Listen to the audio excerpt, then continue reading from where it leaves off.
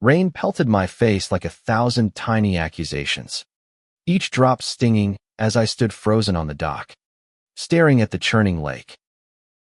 My best friend Caleb's laughter still echoed in my mind. His carefree shout of "Jump in, Elliot. Don't be a coward," now swallowed by the storm that had rolled in faster than my courage.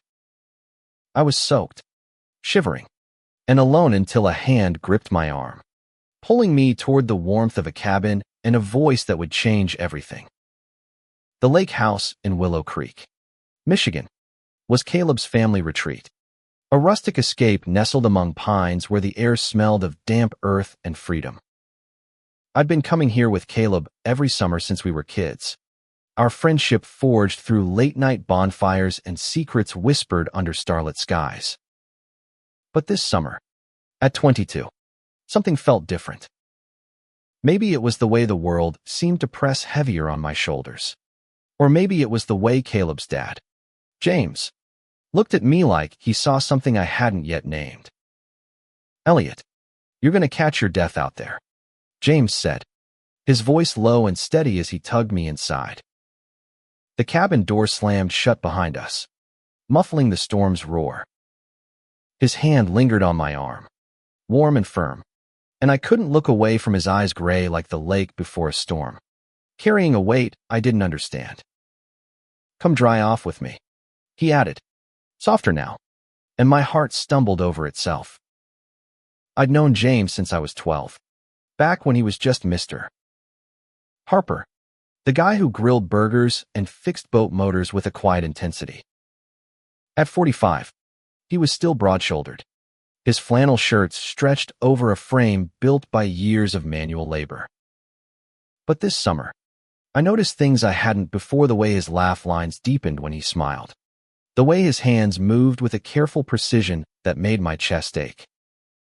I told myself it was nothing, just admiration for a man who'd always been kind to me.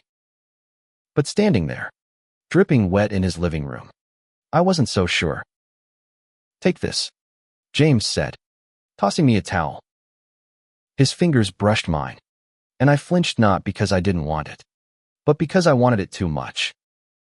I scrubbed the towel over my hair, avoiding his gaze, but the silence between us felt alive, charged like the air before lightning strikes. Caleb was still out there, probably holed up in the boathouse with his girlfriend, Mia, oblivious to the storm or the fact that I'd been left behind. Typical Caleb, always chasing the next thrill, leaving me to pick up the pieces. "You okay, kid?" James asked, leaning against the kitchen counter. He wasn't calling me kid to belittle me. It was just his way, a holdover from years of watching me grow up. But now, it felt like a wall between us, a reminder of the lines we weren't supposed to cross. "I'm fine," I lied, my voice barely steady. "Just wet." He chuckled, a sound that warmed the room more than the crackling fire in the corner. "You're more than wet, Elliot. You're shaking like a leaf." He stepped closer, and I swear the air thickened. "Let's get you warmed up." I followed him to the fireplace, my sneakers squelching on the hardwood. The cabin was small but cozy, filled with mismatched furniture and memories. Photos of Caleb and his sister, Lily, lined the mantel, alongside a single picture of James and his late wife, Sarah. She'd passed when Caleb and I were in high school, and James had never been the same. He didn't talk about it, but you could see it in the way he carried himself, like he was holding something fragile inside. As I stood by the fire, the heat seeping into my bones, James handed me a mug of coffee. "You don't have to stay out there just because Caleb's being an idiot," he said. "You're allowed to take care of yourself. You know." I gripped the mug, the warmth grounding me. "Caleb's just Caleb," I said, forcing a smile. "He doesn't mean anything by it." James raised an eyebrow, his expression unreadable. "Doesn't make it right." I didn't know what to say to that. Caleb was my best friend, But lately, I'd been noticing the cracks in our friendship, how he'd ditch me for Mia, how he'd laugh off my feelings like they were nothing. And here was James, seeing me in a way Caleb never did. It scared me, how much I wanted to lean into that.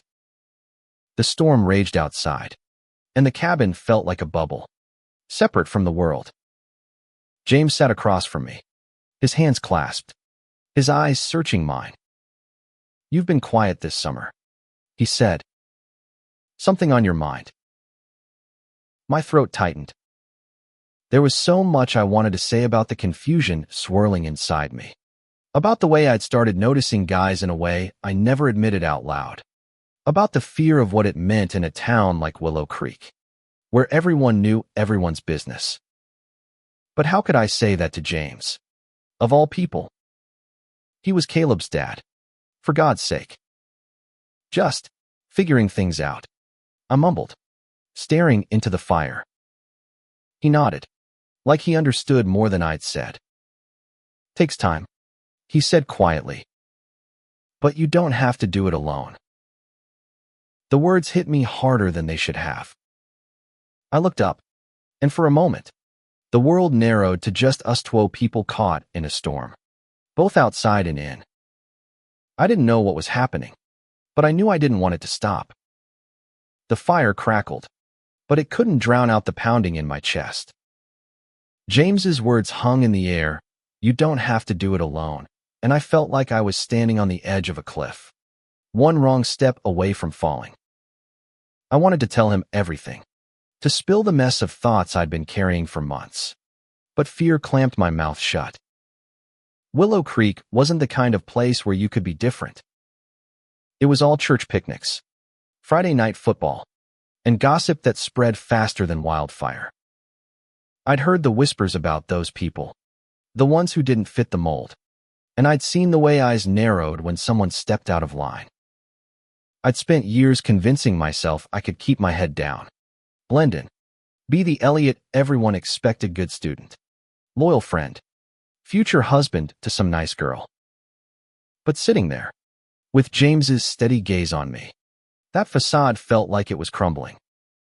"You ever feel like you're pretending?" I asked before I could stop myself. My voice was barely above a whisper, but it felt like a shout. James didn't answer right away. He leaned back in his chair, his fingers tracing the rim of his coffee mug. "All the time," he said finally. "After Sarah died, I pretended I was fine for Caleb and Lily. Pretended I could handle everything, work, the kids, this place. But pretending's exhausting. Elliot. Eats you up inside." I swallowed hard, my hands tightening around my mug. "What do you do when you can't pretend anymore?" He looked at me then, really looked, and I felt exposed, like he could see every secret I'd buried.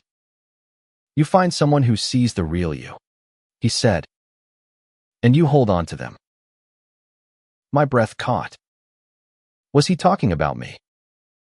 About us? Or was I reading too much into it, letting my desperation twist his words into something they weren't? Before I could respond, the door burst open, and Caleb stumbled in, drenched and laughing, Mia trailing behind him. "Man, it's a mess out there," Caleb said, shaking water from his hair like a dog. "Elliot, you okay? You look like you've seen a ghost." I forced a laugh, but it felt hollow. "Just cold," I said, glancing at James. His expression was neutral now, like he'd slipped a mask back on. The moment we'd shared was gone, swallowed by Caleb's chaos. Mia flopped onto the couch, her blonde hair plastered to her face. "We were stuck in the boathouse forever," she said, giggling. Caleb thought it was romantic, but I'm pretty sure we were just hiding from the rain. "Romantic? Huh?" Caleb grinned, slinging an arm around her. "You loved it." I tried to smile, but my chest ached. Caleb didn't notice, he never did.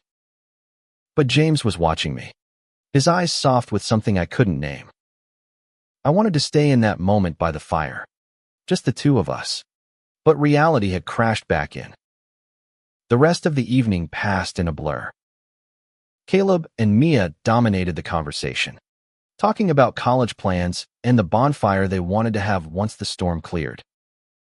I nodded along, but my mind was elsewhere, replaying James's words, his touch, the way he'd looked at me. By the time we all headed to bed, I was a mess of nerves, lying awake in the guest room, staring at the ceiling. The next morning, the sun broke through the clouds, painting the lake gold. Caleb and Mia were already outside, planning a boat trip, but I lingered in the kitchen, where James was making breakfast. The smell of bacon filled the air, and he moved with that same quiet precision I'd always admired. "Sleep okay?" he asked, not looking up from the stove. "Not really," I admitted, sitting at the counter. "Too much on my mind." He nodded, like he'd expected that. "You want to talk about it?" I opened my mouth, then closed it. How could I explain the storm inside me? Fear, the longing, the guilt? Instead, I said, "Why do you always let me stay here? I mean, I'm just Caleb's friend." James turned, his spatula pausing midair. "You're more than that, Elliot," he said, his voice low. "You're family." The word hit me like a punch. Family. It was everything I'd ever wanted, but not in the way he meant. Or maybe it was. I didn't know anymore. All I knew was that being near him felt like the only time I could breathe. The boat rocked gently on the lake, the water so clear I could see fish darting below. Caleb was at the helm, shouting about some trick he wanted to try, while Mia sunbathed on the deck, her laughter bright and carefree. I sat at the back, my hands gripping the railing, trying to anchor myself against the chaos in my head. James was there too, sitting across from me, his sunglasses hiding his eyes but not the tension in his jaw. I couldn't stop thinking about what he'd said, "Your family." It should have felt comforting, but it only made me ache for something more, something I wasn't supposed to want. Every glance he sent my way felt like a question, and I didn't have answers. "Not yet." "Elliot, you're zoning out again," Caleb called, grinning. "You gonna jump in, or what?" "Maybe later," I said, forcing a smile. The truth was, I didn't trust myself to move, to act normal when my heart was racing like this. James leaned forward, his voice low, so only I could hear. "You don't have to do anything you're not ready for," he said. "Not with Caleb. Not with anyone." I looked at him, my throat tight. What if I don't know what I'm ready for? He didn't answer right away, just held my gaze like he was trying to see inside me. "You'll figure it out," he said finally. "And when you do, I'll be here." The rest of the day was a blur of sun and water and Caleb's endless energy. But every moment I spent near James felt charged, like we were dancing around something neither of us could name. By evening, we were back at the cabin, grilling burgers and drinking lemonade on the porch. The air was warm, the kind of summer night that made you feel like anything was possible. Caleb and Mia disappeared to the dock to watch the sunset, leaving me and James alone. He handed me a beer, his fingers brushing mine again, and I felt that same jolt I had the night before. "You're quiet again," he said, sitting beside me. "Just thinking," I said, staring at the lake. "About who I am, who I want to be." He nodded, like he'd been waiting for me to say it. "That's a big question," he said. "Took me years to figure it out. Still working on it, honestly." I turned to him, surprised. You seem like you've got it all together." He laughed, a low, bitter sound. Far from it. After Sarah, I thought I'd never feel anything again. But life has a way of surprising you. My heart pounded. What surprised you? He looked at me, his eyes unguarded for the first time. You, he said simply. I froze, my beer halfway to my lips. The world seemed to tilt, the lake and the stars and the porch all fading until it was just us. James, I started, but I didn't know how to finish. You don't have to say anything, he said quickly, standing up. I shouldn't have forget it. But I couldn't forget it. His words burned through me, lighting up every doubt and hope I'd been carrying. I stood too, my hands shaking. James, wait. He stopped, his back to me, and for a moment, we just stood there, the silence heavy with everything we weren't saying. Then he turned, and the look in his eyes raw, vulnerable, wanting made my knees weak. I don't know what this is, I said, my voice breaking. But I feel it too. The porch felt like a stage, the lake our silent audience. James stepped closer, and I could feel the heat of him, the weight of his presence pulling me in. Elliot, he said, his voice rough, this is dangerous. I know, I whispered, but I didn't move away. I couldn't. Every part of me wanted to close the distance, to find out what it would feel like to be honest for once. But before either of us could act, footsteps crunched on the gravel. Caleb's voice cut through the night. Yo, Elliot, you coming to the bonfire or what? James stepped back, the moment shattering. Go, he said quietly, his eyes on the ground. We'll talk later. I nodded, my heart in my throat, and followed Caleb to the dock, where Mia was already piling wood for the fire. But my mind was back on the porch, replaying James's words, his look, the way my whole body had come alive in his presence. I'd never felt like this, not with anyone. And it terrified me. The bonfire crackled, casting shadows on Caleb's face as he told some story about a party at college. Mia laughed, leaning into him, but I barely heard them. My eyes kept drifting to the cabin, where James stood in the doorway, watching us. Watching me. Elliot, what's with you? Caleb asked, tossing a stick into the fire. You've been weird all weekend. Just tired, I said, but my voice sounded hollow even to me. Caleb frowned, his eyes narrowing. You sure?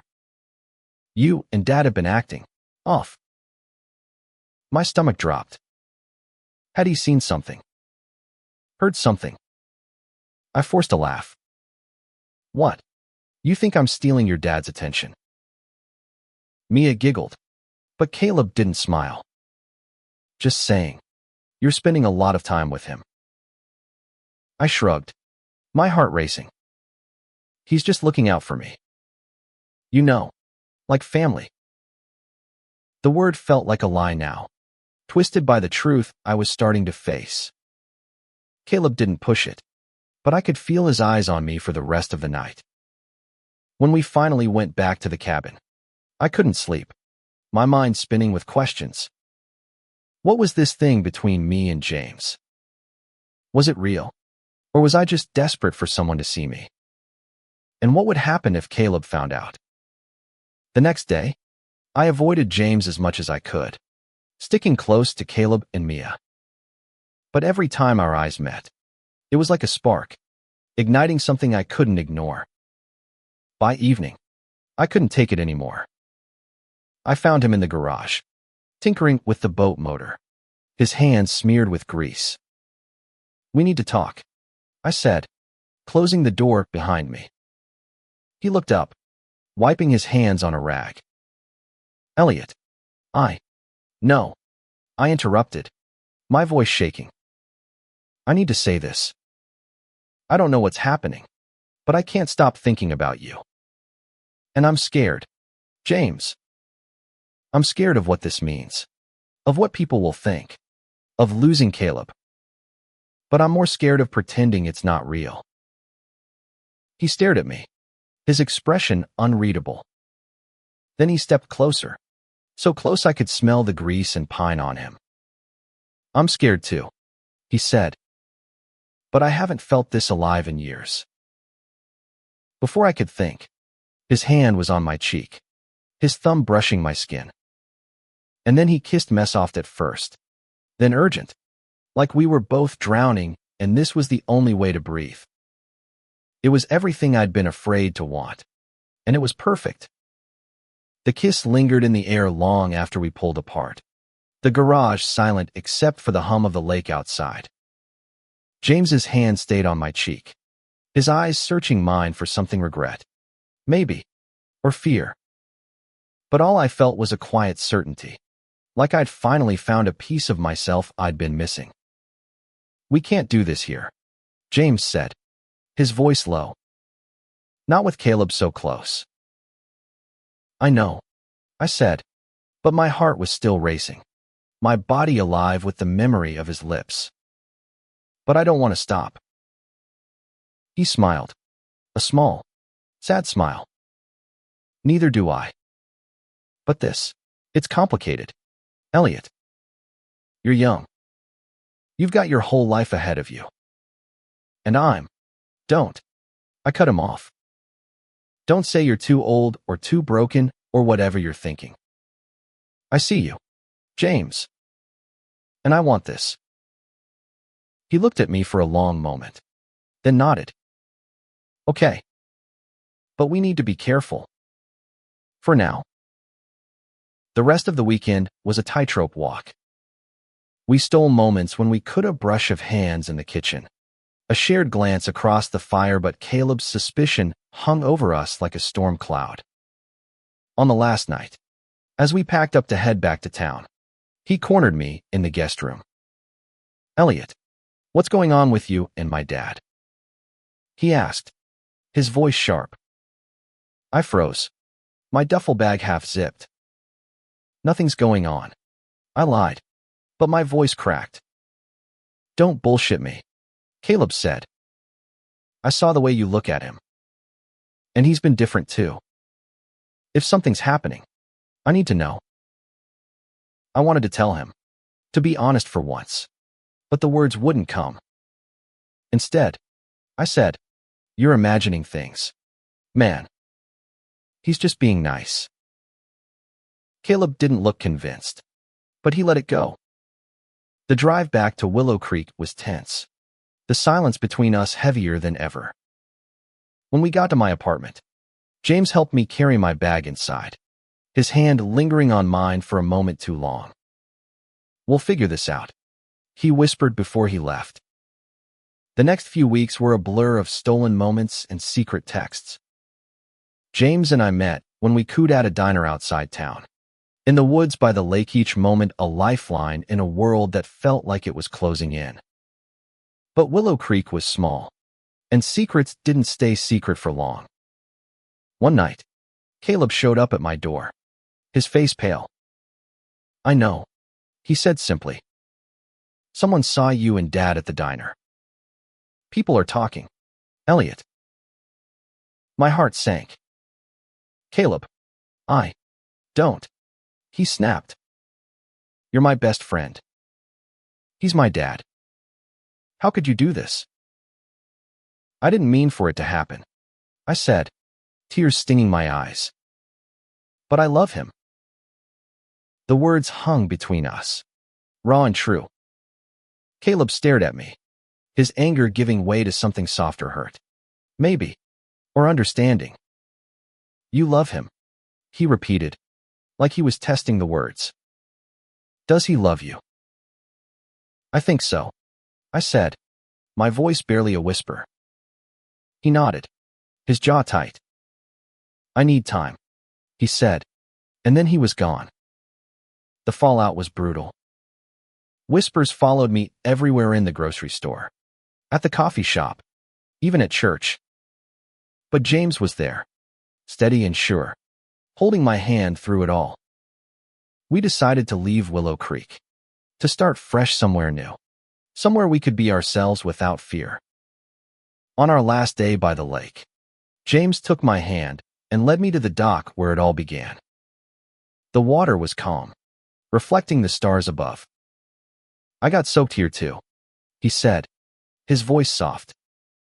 "But you pulled me out, Elliot. You gave me a reason to live again." I kissed him then, under the wide, open sky, and for the first time, I wasn't afraid. We'd lost a lot, Caleb's trust, the comfort of a small town, but we'd found something worth fighting for, each other. And as we stood there, the lake whispering its secrets, I knew we'd be okay. Love, real love, was worth every storm.